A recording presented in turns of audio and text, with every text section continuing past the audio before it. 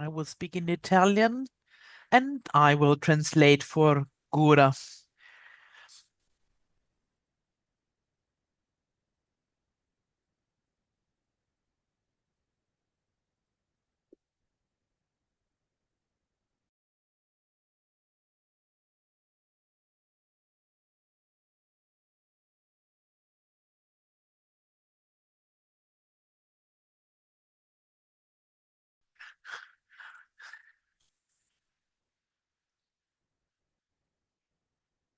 Oh, fantastico. Dillo tu.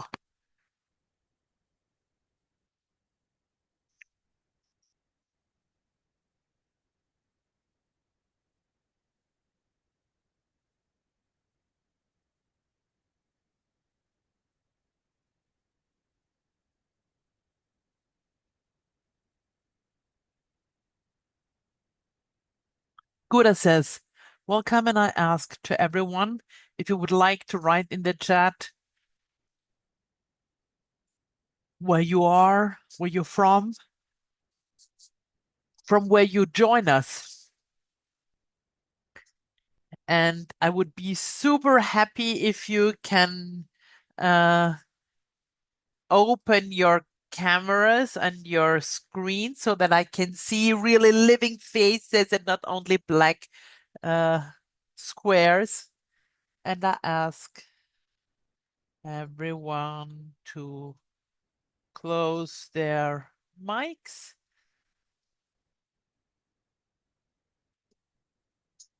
So I see faces I know already, which I'm very happy about. Mestre Bologna, so many Italians, very well. Well, maybe also the English listeners can speak where you're connected to, where you're connected from. For those who don't know me yet, her name is Gura Lota, and I'm a passionate of alchemy, and I'm dedicating to this topic since 25 years in a reality which we call alternative reality, and its name is Damanhur. And this evening I will speak about a topic which it's very dear to me, the rituality as a evolutionary spiritual technology, and not only how it's commonly intended. Rituality for me is important because it's my channel, and I found that like practicing that, doing a lot of rituals and ceremonies, individuals and collective ones, but alchemy, or the alchemy we teach today, is an alchemy which is treating a lot which is about individual rituality, so practices which allow us to enter into contact majorly with forces and intelligent energies we contain, and to reorganize them. How? I can imagine, as you all know, the ritual is a very ancient knowledge, and it's part of the human evolution, in particular the religions, but also in philosophies. It's a technology which is very ancient, which is based on a certain language. It's a language where more elements are put together. It's a language which it's coded thanks to words, signs, symbols, movement, instruments, precise instruments, so external instruments which you use and which you need to orient an energy and to enter into contact with the more profound parts of ourselves. Over the history of humankind, the ritual was used always to get in contact with external forces. Today, in the epoch of the reawakening, alchemy is dedicating a lot to the elaboration of very precise rituals to do work on ourselves, on the individual, to reorganize and to reactivate and balance and inner energies. Obviously, everything is responding because everything in alchemy is referring to the three magical spiritual laws, however you want to call them, as above, so below. And the thought creates, and the likewise responds to the likewise. The ritual per se is responding to all these laws. And we will see this further on why is that so. So rituality, the individual rituality which we practice in alchemy. Sorry, says Gura. For those who have their mics open, please close it. The individual alchemy is focalized on putting order to the inner energies using a space which we make sacred to concentrate a quid of energy, to isolate from external interferences and to create a point of concentration. In the ritual, the fundamental elements are three principally, mainly. So to do a ritual, what do you need? Energy, you need knowledge, so a precise knowledge of directed to obtain a specific result, and you need an intention, a will, or we can say also an intention. Yeah? What do you want to do? Huh? So to work and to be efficient in time, it has the need of a repetition because it has to have a continuity in time after you coded a ritual or you set up a ritual. What is fundamental is the fact that you repeat it and repeat it consciously, not mechanically. Huh? In fact, as in our lives, everything easily becomes a habit. Like doing the same thing is a habit, and then it just transforms into your own reality. Act or not acting in the same way is becoming a habit, which we then think it is part of us, which manifests, but at the end, that nothing is, and she says, to be alive, nothing can be automatically or mechanical. It has to be thought, it has to be expressed with energy and intention. Otherwise, it's not producing results.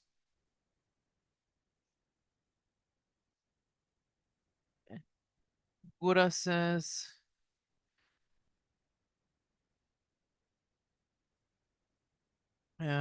please keep your mics closed because otherwise it makes this sound on the bass. But it's a bit Italians, they're opening the mics all the time. And she says, as my pathway developed through rituality, I reflected a lot on that, on the importance of inserting such a practice in our existence.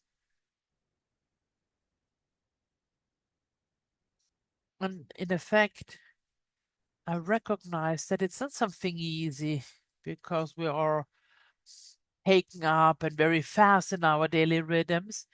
And a conception of the ritual, which could be not very functional, or a vision of the ritual which is connected to religion. So rituals I'm speaking about, they don't have any connection of this kind, of something dogmatic or with a religion. Why, Siskura? Because it's part of the archetypical um, knowledge of humankind. The rituals always existed from the first cultures, from the very, very first cultures in um, cultures, tribes, which are foreseen the hunt, the movement of the body, the gestures, the fire, giving meaning to these languages with the intention to foresee the hunt, for example.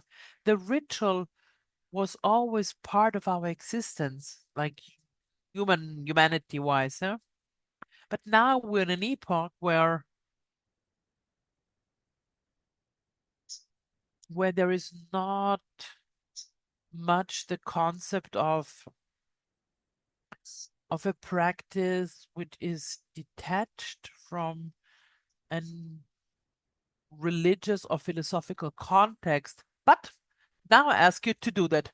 Detach these two parts and to imagine it as something as like a practice, or let's say better to say an ancient technology which every one of us can apply besides the belief system and besides the spirituality of every single one of us.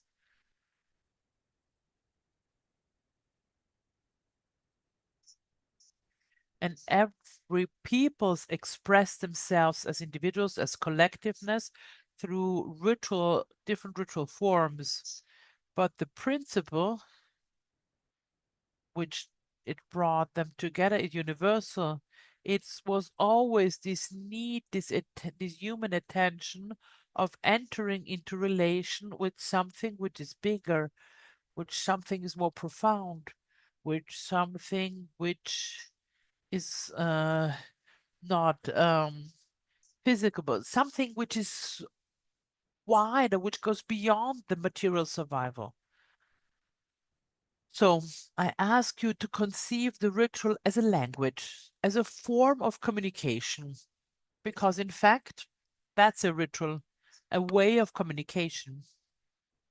And it's a way of communication through which humans tend to stabilize newly a contact, a more profound contact inside of himself and with forces, energies which are outside of him, so which are multidimensional over the human forms.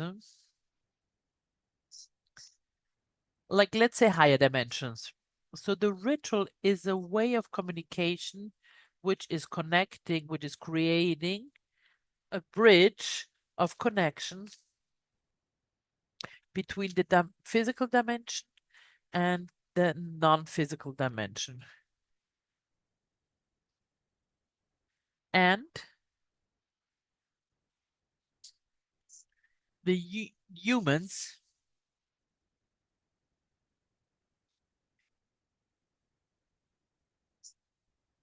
so that this ritual communication can be efficient or can become efficient, man has to choose to do precise gestures, pronounce precise words, formulas, and taking in a precise posture and being present to yourself and give yourself rhythms. All that, all the sequence of things put together to be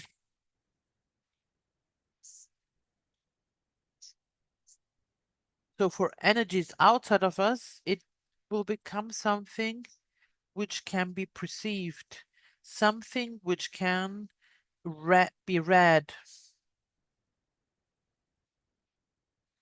because the ritual is touching more planes of existence, as if it would open a door, a dimensional door, which can be either revolved inside or external, And this contact which happens in different ways. They can be energetical, psychical, physical, spiritual, because in our daily lives often don't happen.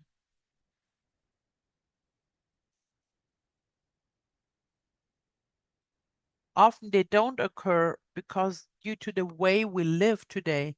So it's a precise frequency of mechanisms, of behaviors which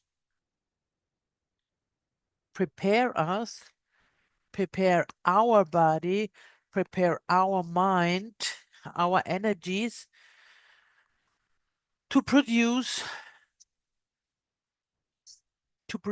this state of consciousness, precise one, which we have the need for in, to get into contact with these forces and energies, whether they're internal or external. So therefore, rituality represents a very ancient knowledge, which is part of the memory, the profound memory of the human beings. And it's a knowledge which is very much connected to emotions, because the humans are always searched for a contact with intelligences which are higher than himself or with more profound parts of himself. So, and this language is able to produce these effects. So the officiant, it's the person who is doing the ritual, and of course the person has to know what he or she is doing, because the ritual you cannot improvise. Like I said before, there is the need of a quid of energy which you have to invest. You have to have knowledge, and you have to have a direction and give it a precise direction through your intention to this energy. And opening these doors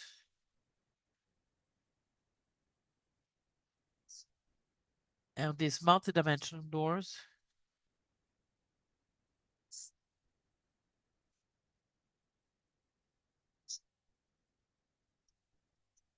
also to the capacity of internal talents, which we usually don't think that we have, as also it can produce inspiration, states of consciousness, different states of consciousness. So you can do like real journeys, because you enter into contact with different dimensions in which we live daily. So in alchemy, which we teach here in Damanhur, so it's an alchemy we call from a new generation, rituality became an individual thing. In alchemy, we don't do collective rituals, but we do individual rituals with the goal to transform ourselves. So that this transformation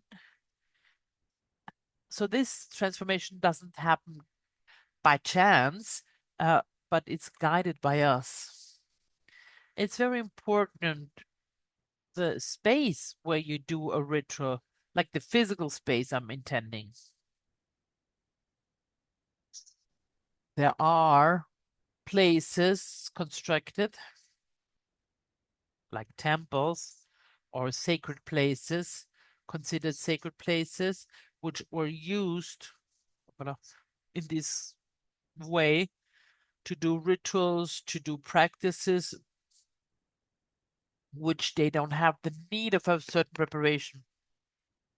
But in our case, if we have to do an individual ritual, like at home, for example, we have to prepare this space energetically because the spaces where you do the rituals have to be cleaned, also energetically.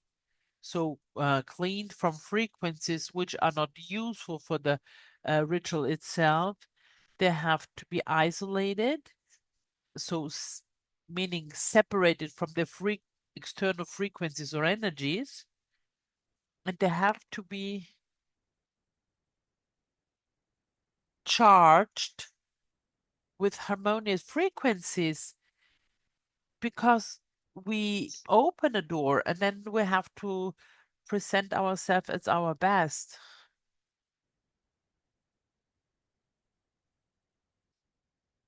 And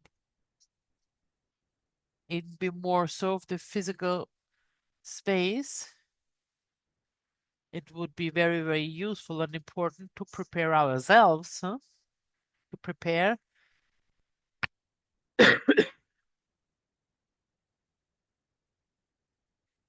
an inner state. And in fact, in a lot of cultures which precede from us, there are different orders and grades. So there are different methods to prepare to a ritual. There can be preparations through a specific way of nutrition, which happens a lot in the shamanic culture. And you can prepare, like, for example, not taking like agitating substances like alcohol or coffee or things like that, and then cleaning the body not only inside but through a certain way, like to say like a cleaned eating, like really cleaning your body physically, like really having this purifying bath. You can prepare yourself following different practices, for example, staying in silence for a certain time and for a certain period of time, not using the sound, your voice, to prepare at its best to direct this, what you will say during the ritual, to charge it even more. So there are many, many ways of preparation which one can do.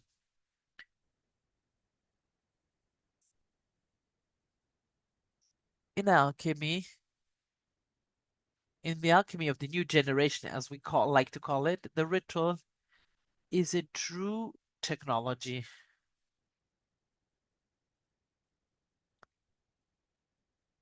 and it asks for a lot of presence. I mean, actually, also life would ask for a lot of our presence, but in the ritual, if in life we can be distracted once in a while, but when you do a ritual, all your energy, all your presence has to be directed to what you are doing.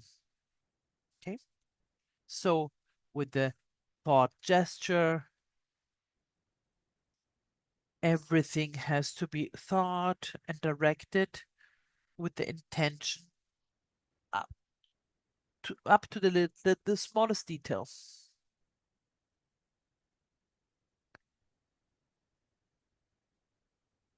In reality, I now gave you a general idea what an individual ritual is. But in general, Buddha says, every daily gesture could become a ritual. Every action, everything could turn into a force which transforms us. It's difficult to reach such a state of consciousness, yes, because we are not aware of that, and we live life very mechanically and following many, many gurus looking for words. We are following a lot of our habits, she says. So habits are something which we have to transform. It's a state of consciousness. A state of consciousness when you're present and aware puts the individual in an active position in front of what this person is living or experiencing. This magical word, this positive position is a point, it's a fundamental focal point, it's a crucial point. It's a crucial element because being active and present in every situation means participating of what is happening, not living passively, not taking in situations, to be present, to be directed, to be in a way that every situation, every experience always becomes, or we make it so, she says, that it becomes a part which is constructing or which is teaching us something new. Life could be a ritual, a constant ritual. And in fact, in Damanhur, we perceive life in that way because our spiritual pathway is based, ideally, on the fact that we are, or to live more and more conscious with present 24/7. Yeah? So in every little thing we do, in every gesture, at work, with the friends, where you live, when you practice, practices, whatever you do, you always should have this state of consciousness, this bright, uh, active, aware way of being, to translate something, what you live, what you're going through, into something useful for our evolution, for our growth. So therefore, in this way, everything could become something directed towards you, which makes you then evolve. Rituality, says Buddha, is something which is able to write in time. It's a language, it's a communication, which, if it's repeated, if it has continuity and repetition, it's like writing in time. Why do we say it's writing in time? Because this space which we prepare while we do the ritual, it's a space which has, or will have, a certain charge, will have a frequency, a very precise frequency, the one we give it to it, the one we give to it. In this way, it is like if it would exit, or it becomes like a bubble, and isolating on a different frequency from all the rest. So it's exiting from the linearity of time, of this consequence we're living, and is able to unify to a time which is present. So the ritual which we do with a certain rhythm and continuity is like building up layers and layers. So over time will become more and more dense, more charged, and the ritual made a month before will connect to the ritual a month afterwards, and will connect again for the one doing be done in the next month, and so on and so on and so on. Because it's like it's a condensate of presence. The presence makes us immerse in this time, in this circular time where everything, past, present, future, is simultaneously.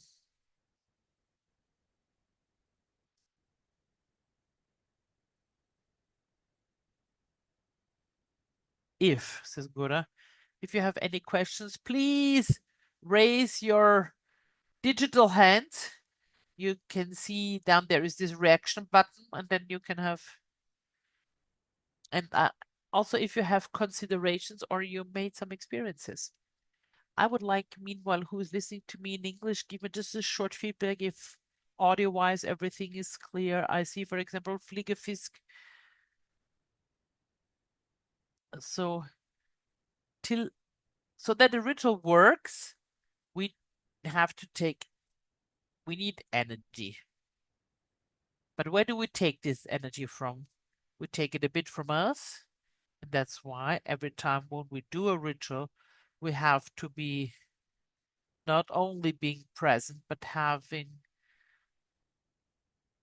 a certain amount of energy which we can use, but the energy we also we find doing the ritual itself while we're doing it, like we're producing it. Huh? So we have to have the knowledge to give a structure to it, to the ritual. So using all this sequence of gestures, words, behaviors, and like which we predefined, and we have to maintain it live in time through a rhythm. And from these three elements, you generate a channel of connection inside and outside of us.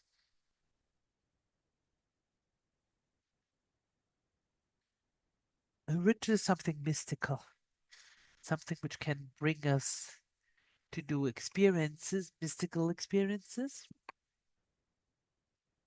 And personally, as I practiced this a lot, says Gura, over all these years, and through the mystical experiences I made, the ritual became my channel of expression.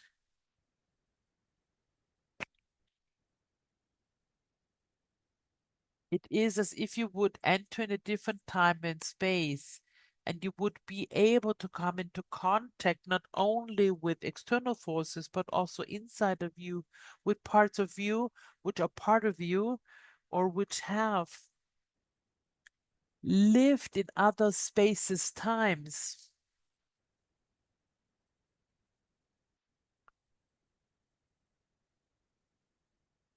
Why is it important to put order in ourselves or reordering ourselves?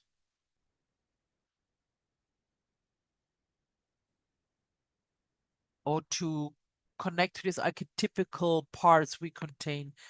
It's from our point of view, it's the point of view of the Damanhuran philosophy, of course. The humans can be creators and guide their own evolution. To become this guide of your own evolution,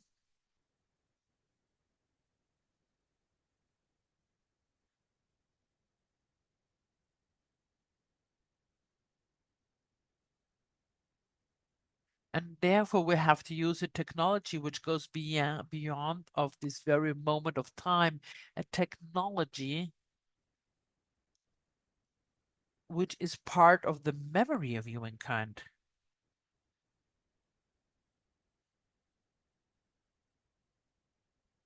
And it's very connected.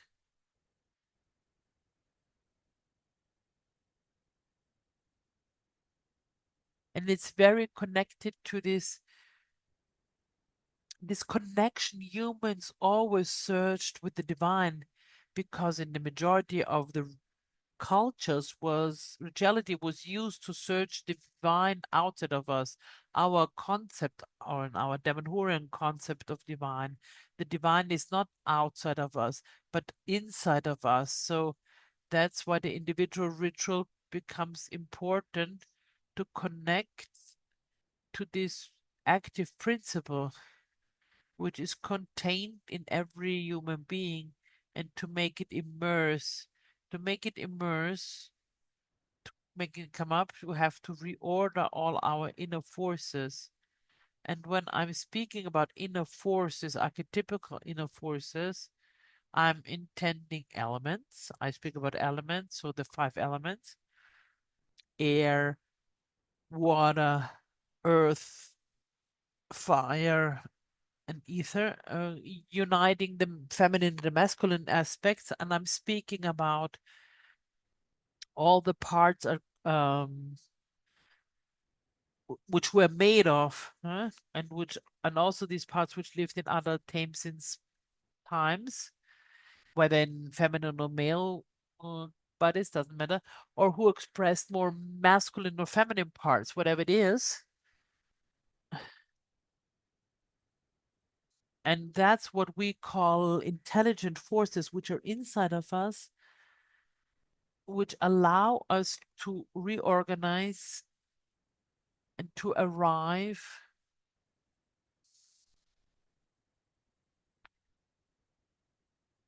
to become really like energetical batteries, because a reorganization should be something harmonious and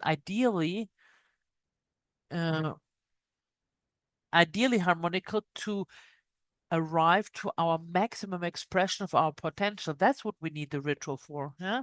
When we are born, on the base of the day and on the time and where and the physical place where we're born, we have a certain proportion and very unique of the elements we containing inside of us. Yeah? Earth, air, fire, water, and depending on where the planets at and all this. In alchemy, we think it's possible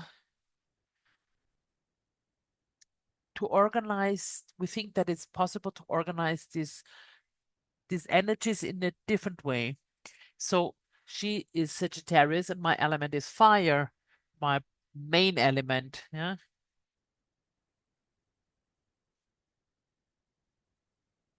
So my time and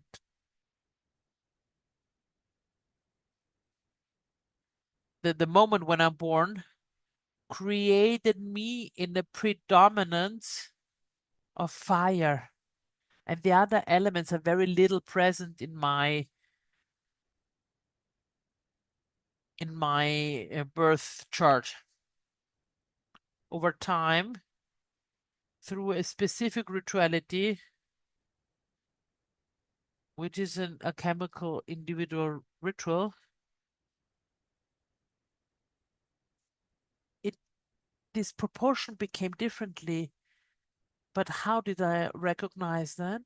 I recognized it because the fire element, which was dominant inside of me and which made me hyperactive, hyperactive, hyperreactive, yeah, and the constant research of uh, keep occupied, so very much fire, very passion, very and everything. Huh?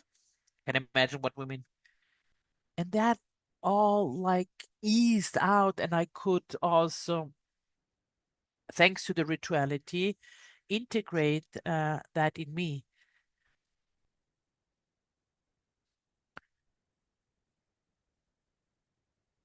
We have a specific rituality in alchemy, which is also putting into order the masculine and feminine principles inside of us. So these two principles, which everyone contains inside, and also to balance these two aspects inside of us.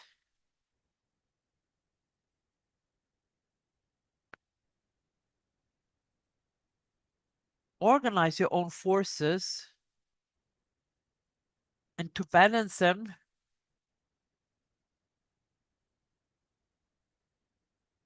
which allows us to have an energy which is more organized and more constant.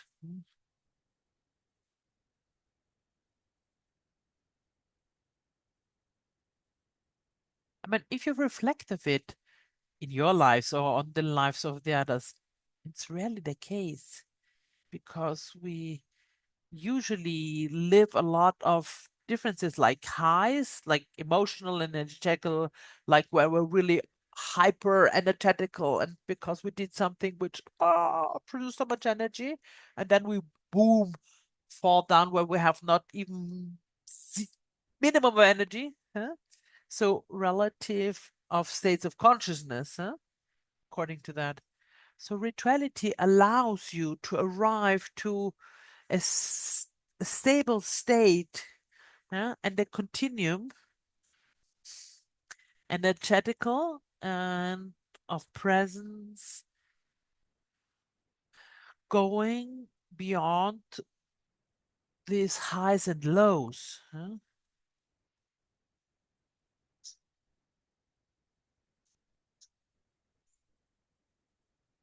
It's like a bit technology of being, like the individual rituality.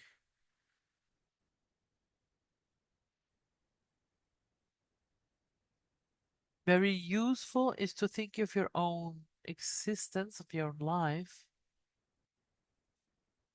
or perceive it as a pathway and think of something as a pathway of reawakening, that every event can be bring you a new comprehension of something. But to do that, we have to know inside of us that we live in a quite mechanical state.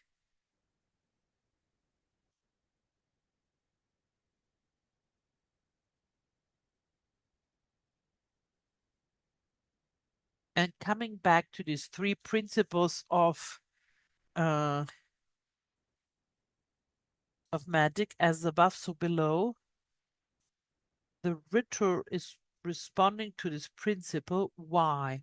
Because it reproduces in the little scale here,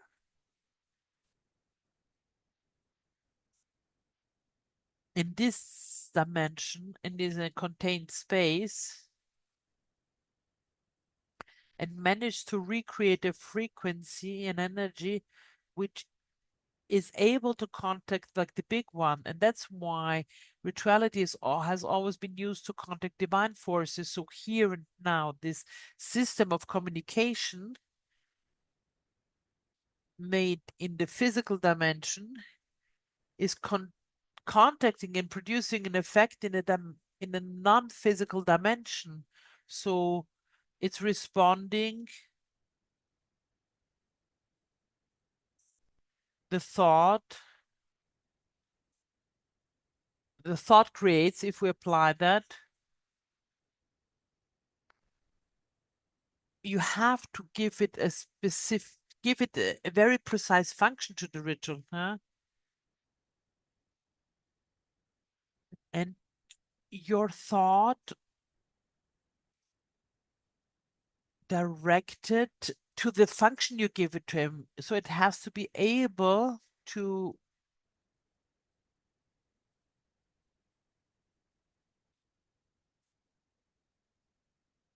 it has to be able to be focalized and precise to produce an effect. If you manage, in this case, the ritual becomes efficient and creates the desired effect or the function for which you did the ritual, huh? As we said before.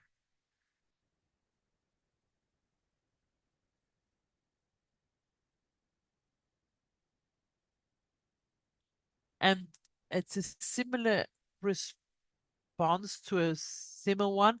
It's amplifying a similar frequency, and that's why it's so important to prepare the physical place where you do the ritual, because this physical space, there we have to change this frequency, what it is, to make in a way so that this vibration,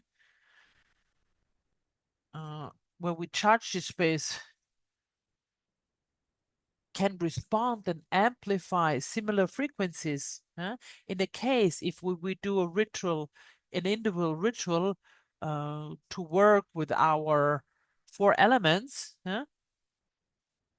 we have to have in this physical space there where we do it, the physical elements there, like we have to have a fire, we have to have the presence, a physical presence of earth, water, and even air.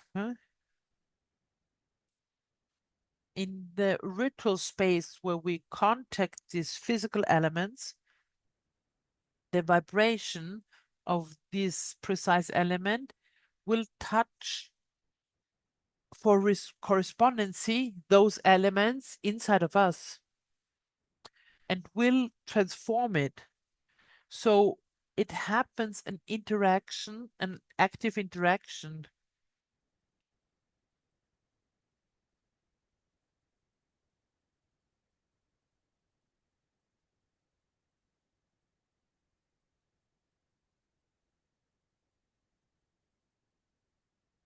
And the prepared space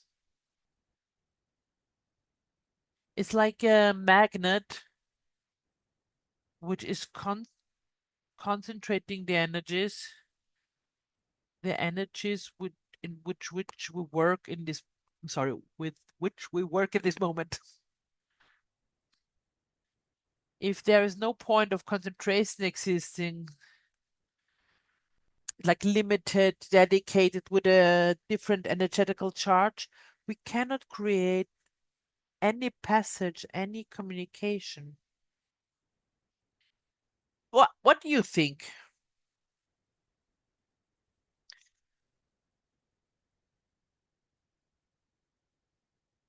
And only those who don't know already, huh? According to you, how would you prepare a space for then doing an individual ritual? You tell me.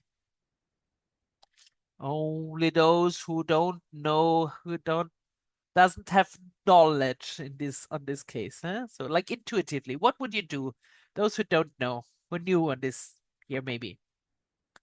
Otherwise, I will call and ask you, like in the classroom, because you always all hide in these black squares. Okay. No, no, it's no, no. You are doing mad. No, no, no. I was. Then I saw you doing mad. No, no. Maybe you know precise knowledge. I don't ask you. Well, okay. According to me, we have to have a cleaning of the environment,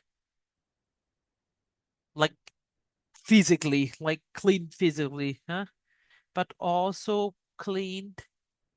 No, no, no, no. A very practical example. Not when you would do a ritual in your flat, your room. I would clean.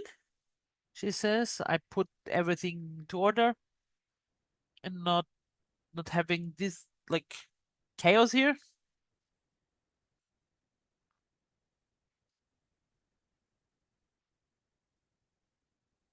That would orientate in the direction. I would face north, which is the magnetical alignment of the planet, but also a cleaning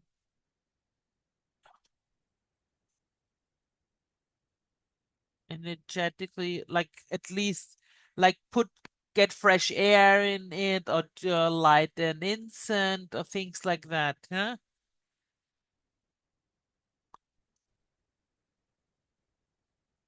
And maybe like sound wise, she says, not having interferences so that like to close the door, like to make sure that I'm not disturbed, she says. Perfect is good. There are other elements, but it's very good already. So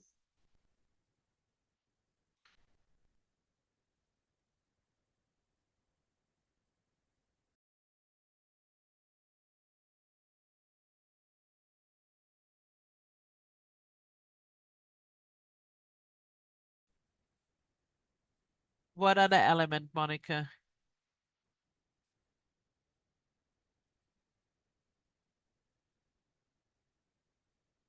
To isolate the space in which you do the ritual, what would you do to isolate it, to separate it from the rest?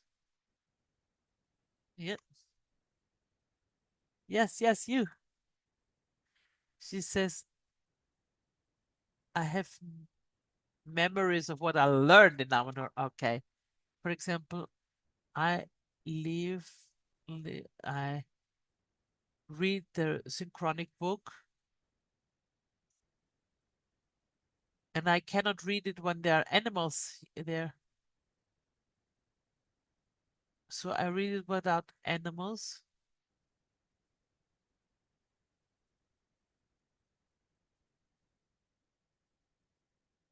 And then participating in the rituals in solstice on the with the she says I'm celebrating solstice on my rooftop. Yeah, but good. I said my question was a different one. How you prepare the space? So on my roof there is no physical. It's energetically isolated. Okay, so it's good. Good. Yeah, yeah. It's surely it's for in at home.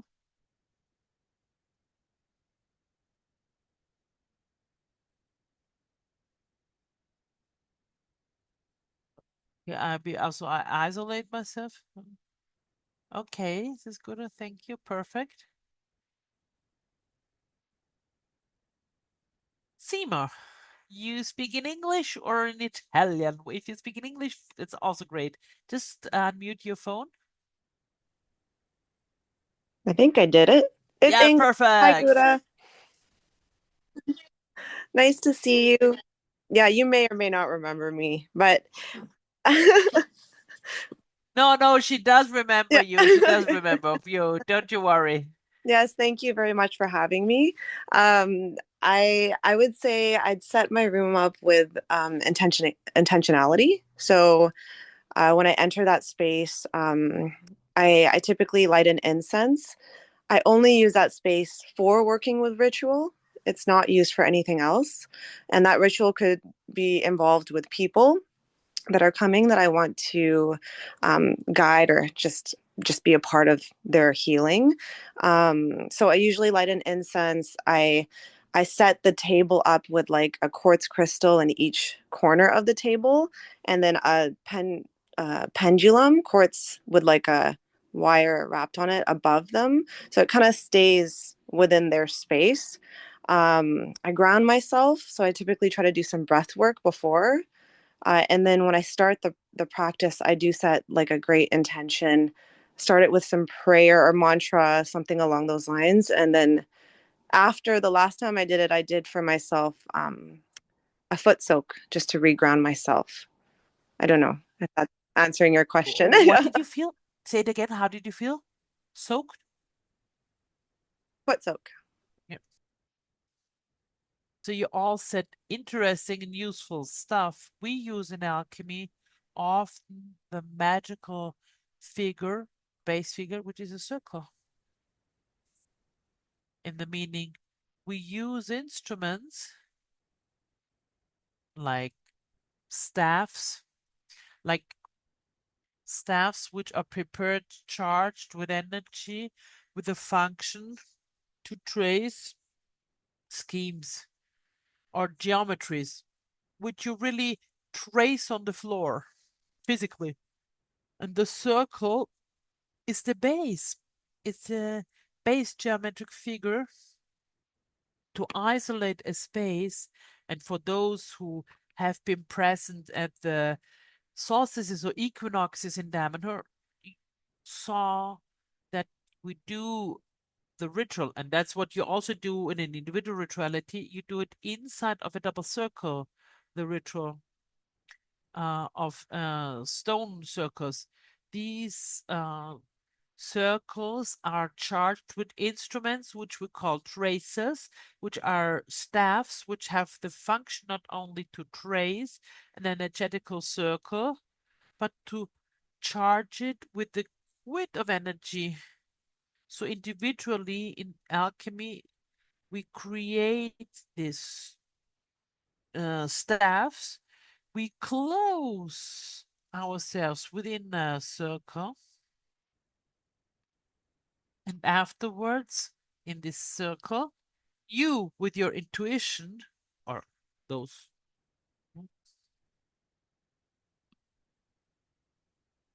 is filling that up with your own frequency, with your state of being. That's why it's important of being in the state of the creative state, present, energetical, because it's you who are charging with your frequency this circle. So this circle, which energetically is then turning into a sphere, it becomes something three-dimensional, is the space which has a frequency totally different from the whole rest. Because if you think what you said is all true, what all of you said is true, but to be more precise, let's say, if I go to want to open a communication channel, I have to create a space which has the frequency of Gura, and that I have to charge with my frequency, with my vibration. And there it happens a concentration of my energy because intentionally I'm charging that. And this is opening a door of Gura, which has a precise frequency, as every one of us has.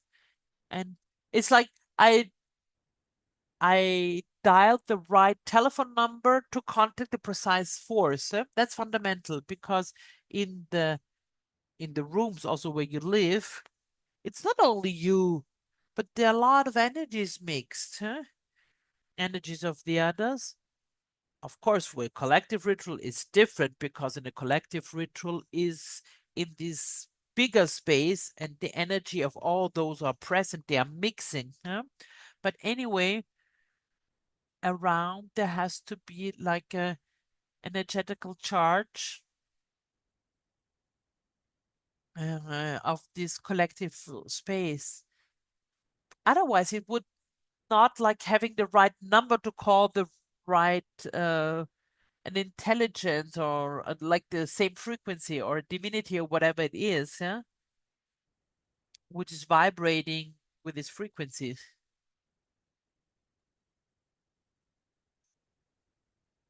And also it has to be a silent environment, yeah. It has not other emotional, psychical influences present there. So the incense is a perfect thing because it was always used for the function to clean. But in alchemy, you operate also with more precision. Obviously, these spaces, these isolated spaces and charged with your own frequency, when you do rituals, for example, in temples of humankind, we don't do that.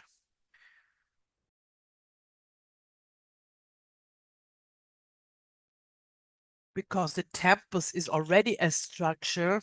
It has already the energetical physical structure which is created to do this kind of stuff, yeah? And where we do all this collective or a lot of the collective rituality, especially as the rituals, especially the collective one where the frequencies mix, and that's an intention of it. So there is create like a union among all those who are participating there at this ritual, and they're creating something more, yeah, like it's an added value to their sum, yeah? So and a energetical frequency which is even wider and more potential than the sum of all the single individuals to be then able to contact outside corresponding energies.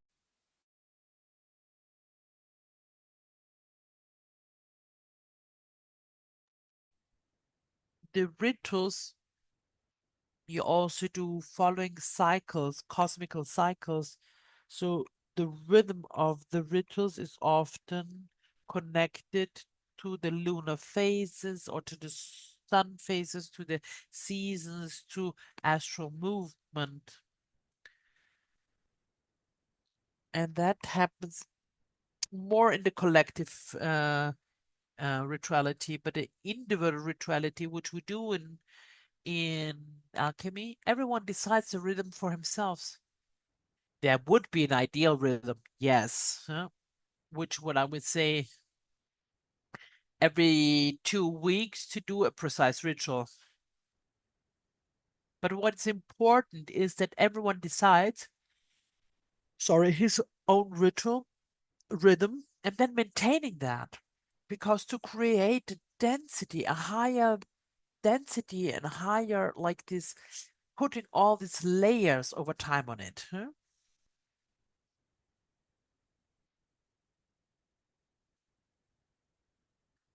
Whatever you do in this prepared, isolated space is communicating something. And that's why it's so important, like the position of the body, how you move it,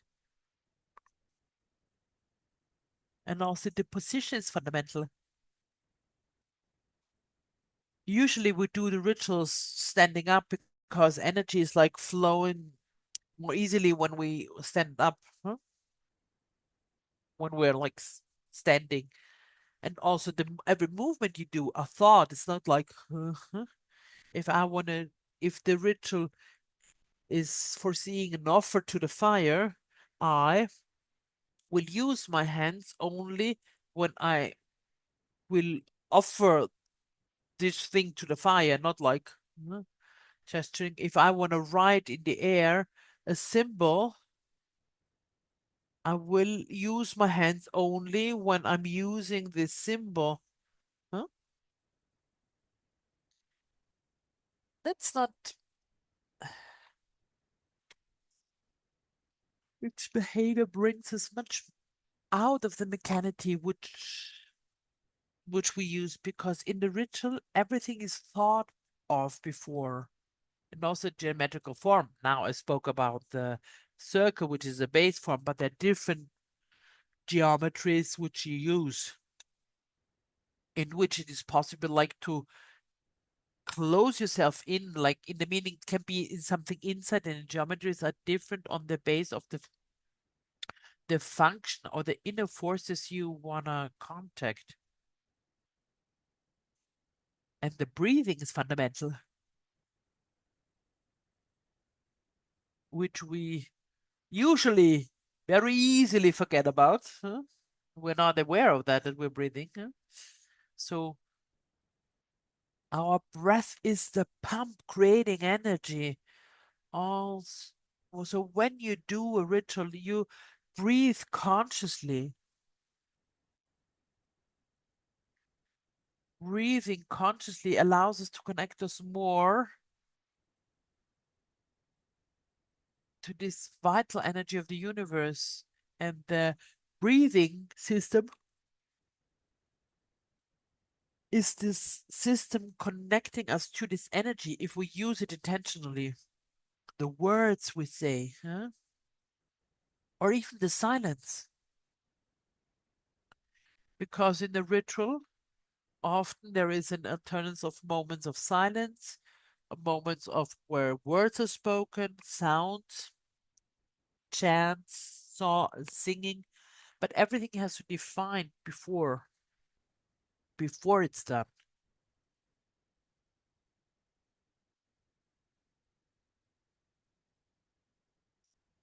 It's very, very precise.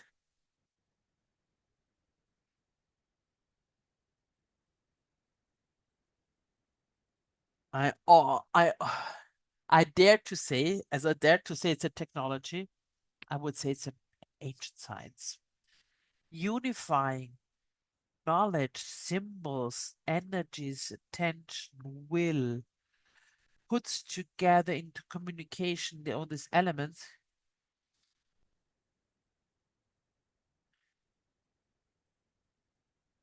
And these are also elements which we can apply to every action which we do in our life. If we would do that, our life would be a continuous ritual. And the ritual is not only needed to contact something inside or outside of us, but it's also needed to transform the quality with which we enter into contact with these forces.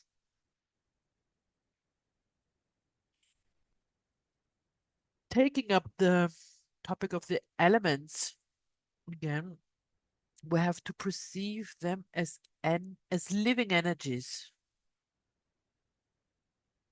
which have their intelligence.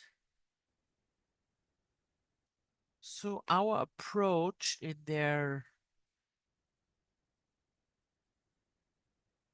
to recall them, use them,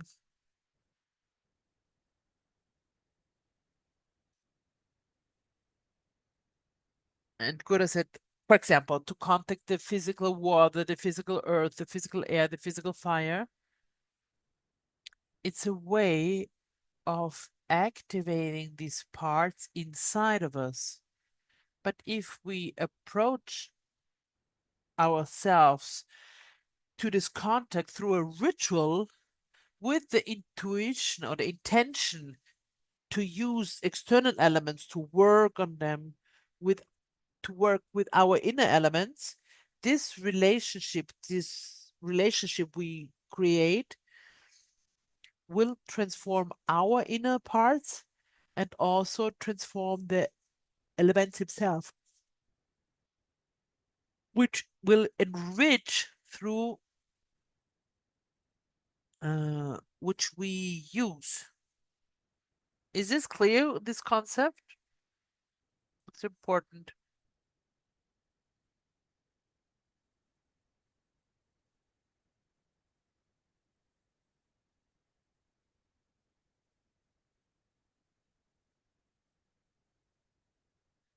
The Italians always open their mics and then chat with someone in the family so you can hear this. So approached ourselves to existence, to life in a more sacred way, which means opening to more profound parts of yourself, to other dimensions of our being. And it means to construct a version of ourselves which is more in order, more energetical, more coherent, more directed.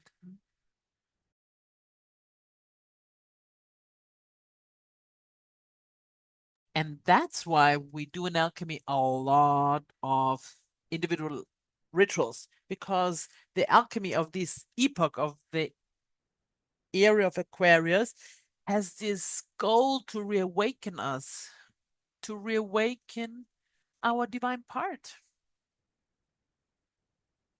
And from a spiritual point of view, I don't, it's not possible to reawaken our divine part if we're not able in a sacred way and using this language which puts into communication the physical dimension and the non-physical dimension, we cannot proceed on a pathway, on a spiritual pathway efficiently if we not connect those two dimensions.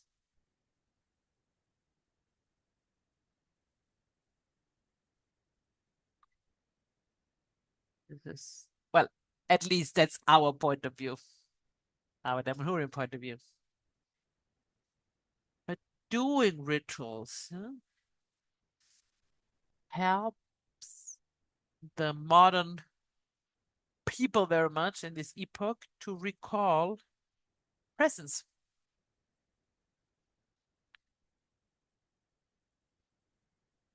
Self-awareness, to be more and more resilient and harmonize the emotions. In the title you read, to reorder the inner chaos.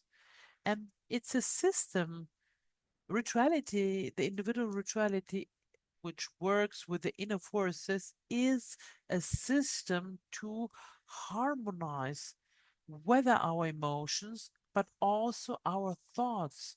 And the harmonization which we receive from this technology allows us to face always more the change. the challenges life puts to us to recuperate a spiritual connection which is strong and stronger, and to develop a direction, a precise direction, a precise mm, direction towards change. So the modern humans, what we don't do in any. So, as an Italian, I speak about this religious imprinting we have here. The ritual is a system to reconquer yourself and not what uh, religions tell you, and the multiplicity of our being. So,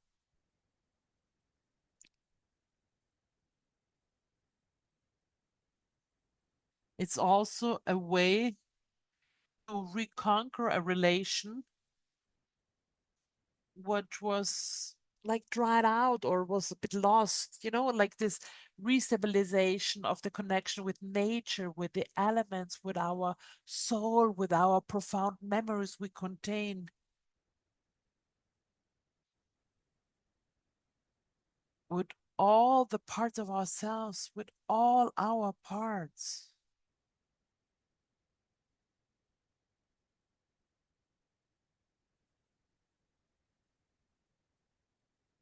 We can do a practical experience if you like.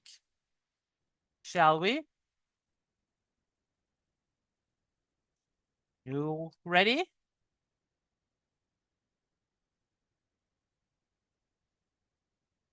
I ask you. Ask you, says Gouda.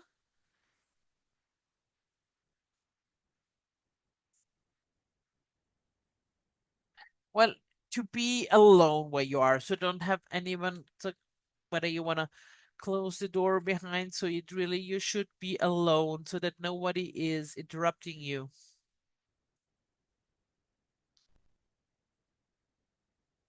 We will not use all the elements I spoke about, but I would like to guide you through a little experience. And I hope this will be useful for you to contact profound parts of you and to prepare a space. You, I ask you to, at the beginning, stand up in front of your chair, but then have a chair where you can then sit down, because I will then ask you to sit down. For those who would like to join us, please stand up and have a chair behind me, behind you.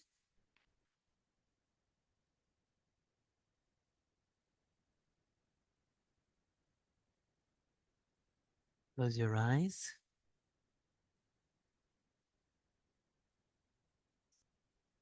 and to take up contact with your physical position. So, with your feet, start to perceive your feet touching the floor, and then gradually, with closed eyes,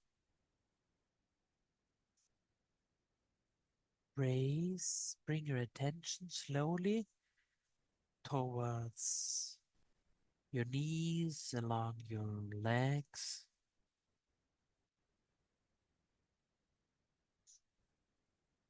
always rising it up to your thorax. Your head, arms are along your sides, little detached, and your hands, the inner side of your hands look towards your body. You arrive with your attention on your throat, your head. Now I invite you to be aware of your breathing. So maintain the natural rhythm and profound breathing, and feel physically the air entering through your nostrils, filling up your lungs, and exiting from your mouth.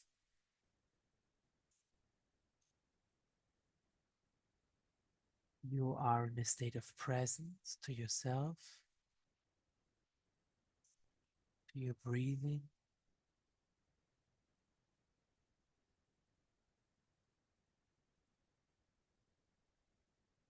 Continue to breathe deeply and contemplatively. You listen to my words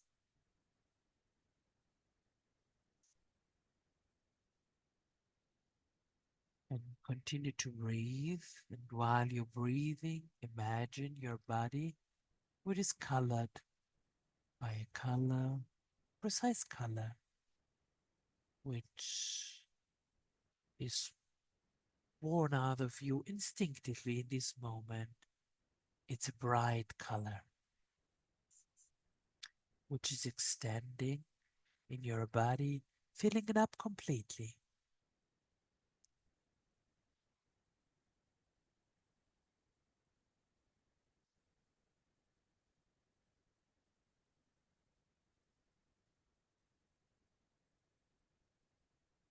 And from this color, imagine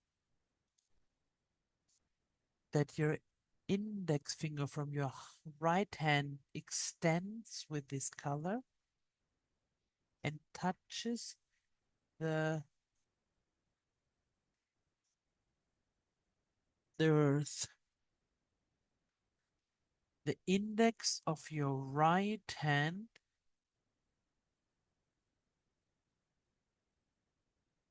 and it's colored as your body and it's touching the ground. When you visualize that it's touching pavement, I ask you to rotate around yourself very slowly around yourself, and imagine to trace a circle with your magical finger around you. Make it with presence, slowly rotate around you. You have to have your eyes closed and draw with your index finger, which touch the floor, is tracing a circle of this color you imagined before, and the circle of this color is closing you in, and then inside of the circle the chair also is, and where you will sit down in a moment. And when you did the circle, just do it physically. And then when you're ready, when you completed the circle, I ask you to sit down, always keeping your eyes closed. And now visualize the space which you have,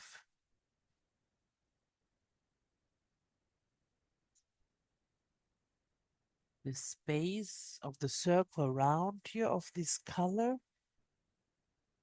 and start to fill it up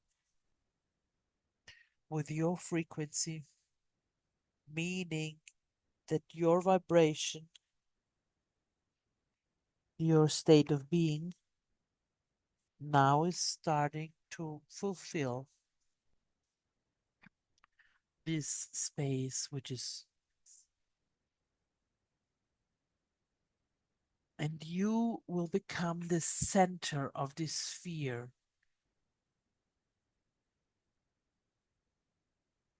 Charge it,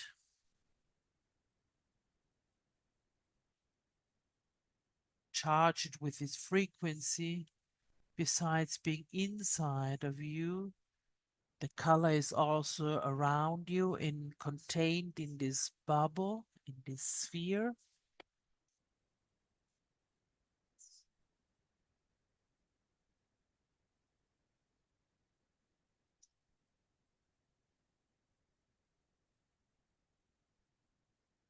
And now I ask you to launch in this space through your thought a desire, a profound desire. Express it.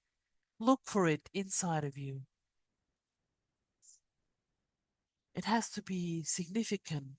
It has to be some evolutionary, profound,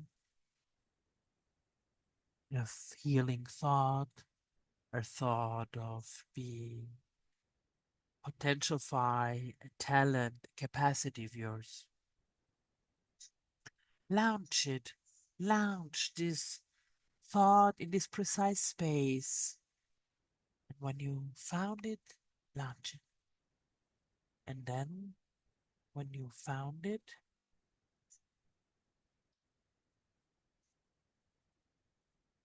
you will also find the right words to formulate it. I asked you to repeat it inside of you 3 times.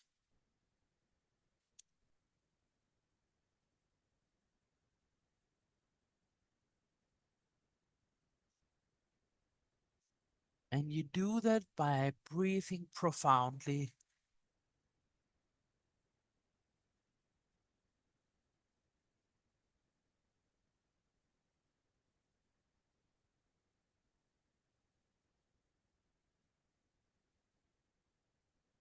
Feel how your body is vibrating and try to perceive yourself for a moment in this space where you launch this thought, and try to become aware again of the body, of the vibration around this state of consciousness which you have, the emotions connected to it, which you feel and you perceive.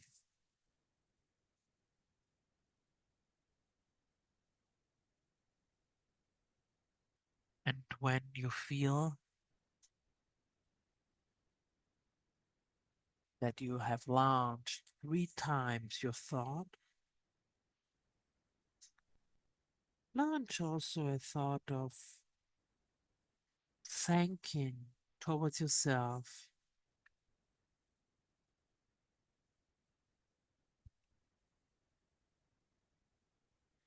towards the intelligent energies living inside and around of you and outside of you.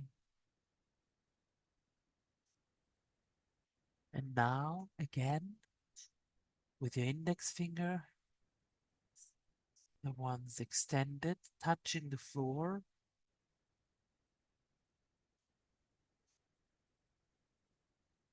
and imagine that this finger now became like a rubber, and you cancel the circle around you with attention and presence, slowly, calm.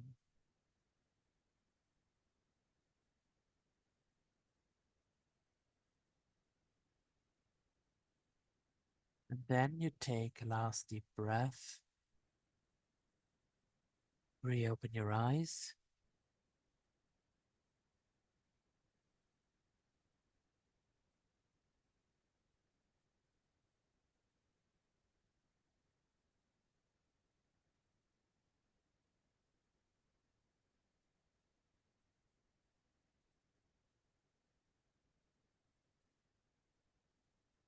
and now I ask Boris, whom I see in front of me, to tell me how it was for you. Boris, I like your name, says Gura.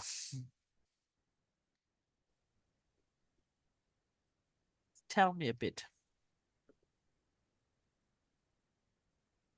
of this experience we just made. Did you feel something or nothing? Has something changed or not inside of you in the perception which you have from yourself? Was it difficult not to concentrate?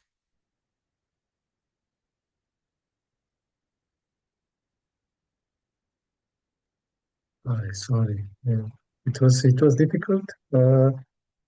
but I felt the warmness in my body. Boris, can you speak to your screen? Otherwise, I cannot hear you. Can you say it again? Um, yes, I sensed a warmness and some itching in my body. I I don't think I followed really good,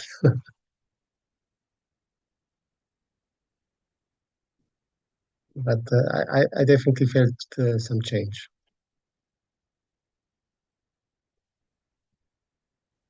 Well, do you do rituals, Boris, or no? For some time, I didn't do it. I made some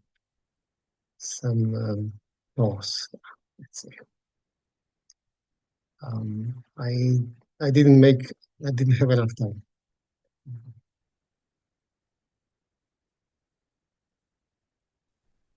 But anyway, thank you very much for sharing. Thank you. Good. I would like to thank you.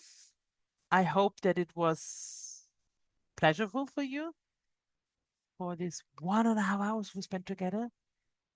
I invite you for the next webinar, which is in a month, and we will speak about a different topic. And it's the alchemy of the new generation is based on individual rituality. And it's based on the quality what humans today often we don't have, and it's presence. Presence is the central element for every transformation. So thank you very much. Svetlana. Thank you very much. I have question. So in our real life, you mentioned very nice thing that our life is a ritual, and I'm just wondering how to make it ritual, right? Because of course we are interrupted by kids, by some other events in our life, right? And my question: how to build this ritual in something is which life is something which is always interrupted, noisy, etc., etc. So there is no opportunity all the time to surround with some, objects and with music and etc., etc. I think it's important to build it inside of you, right? So, and that's basically my question.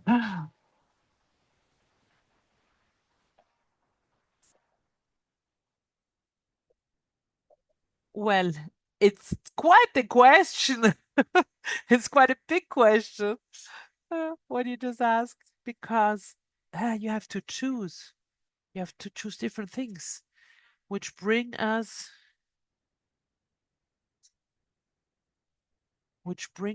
to Gora says, Gora is stumbling. Well, the important thing is, she says, is the quality of your presence. Yeah, even if you in this case, yeah, I'm speaking to you, but I intend every single one of us, we often live like distracted, yeah. And this fact of being distracted is because we don't have a quality of presence towards ourselves in first hand, and then what happens outside of us, huh? Because it's a quite complex topic which we're opening here. You cited kids. Kids are distracting you, but kids are this very pleasurable, like in the main time, huh? Major time, huh? Because from kids we can learn so many things, huh? And not lose yourself and not identify yourself what we do completely.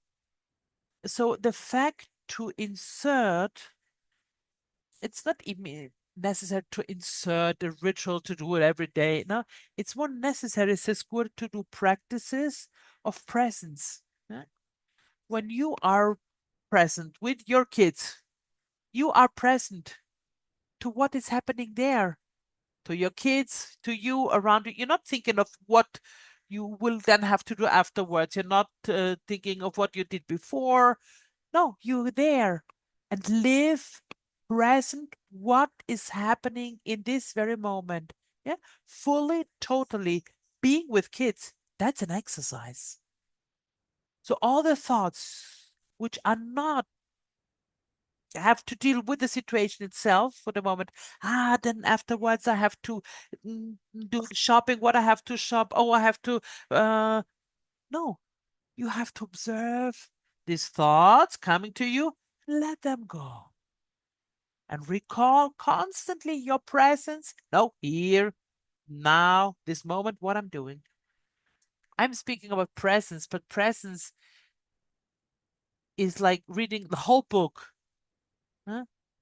Like I cannot give you like in 3 minutes now a final answer. Yeah?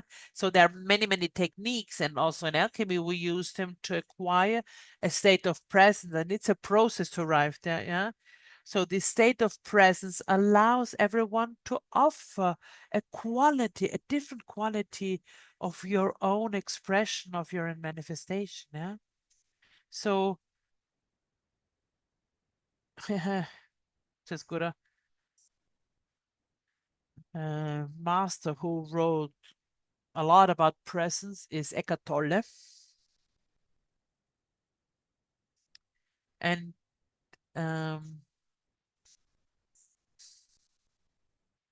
thanks, Sima. And he's proposing a lot of techniques to raise your quality of yourself. So, and then Gura says to make life ritual means honor it. Honor everything. Use it creatively. Also the events which apparently can be unpleasurable, unfortunate, which you don't want, like you can imagine or whatever it is. So but the capacity is to transform them, to use them to learn. Step by step, when you acquire a behavior of this kind, your life is transforming in beauty, in quality.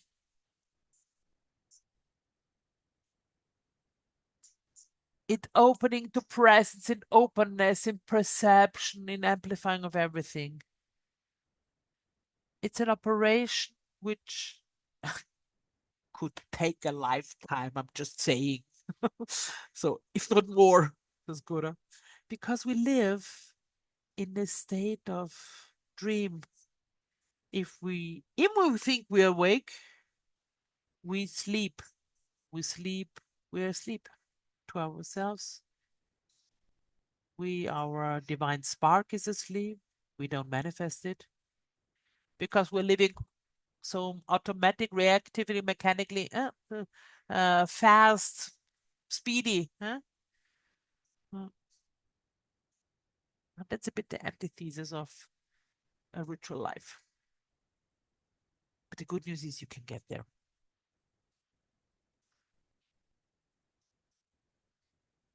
So it's a bit 360 degrees answer. But being more present helps. Helps a lot. Thank you. You're welcome. So thank you very much for your presence now. And we greet you. And I hope you're well. And I wish that you use your existence creatively. Thank you very much. A big hug from Damanhur. Greetings, and looking forward seeing you whenever, wherever soon. Good boy. Thanks everyone for the nice compliments in English chat.